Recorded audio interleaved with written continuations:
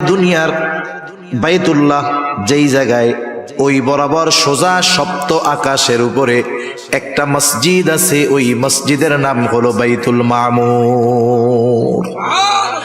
মূসা আলাইহিস সালাম বলেন, ও আমার সম্প্রদায়, তোমরা ওই পবিত্র ভূমির মধ্যে ঢুকে পড়ো, যেই ভূমির মালিকানা, যেই পবিত্র জমিনের মালিকানা আল্লাতী কাতাবাল্লাহু লাকুম, আল্লাহ তাআলা তোমাদের জন্য লিখে দিয়েছে।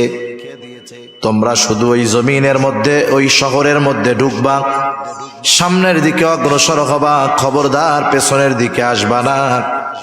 জয় তোমাদেরই হবে, তবে যদি পিছু হটো, ওয়ালা তারতাদ্দু আলা আদবারিকুম ফাতানকালিবু খাসিরিন, যদি পেছনের দিকে ফিরো, পিছু হটো, তাহলে ক্ষতিগ্রস্তদের অন্তর্ভুক্ত হয়ে যাইবা।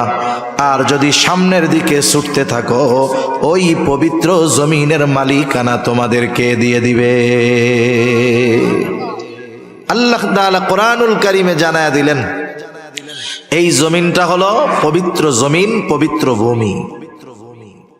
3 নাম্বার, এই মসজিদের অন্যতম তথা বাইতুল মুকদ্দাসের অন্যতম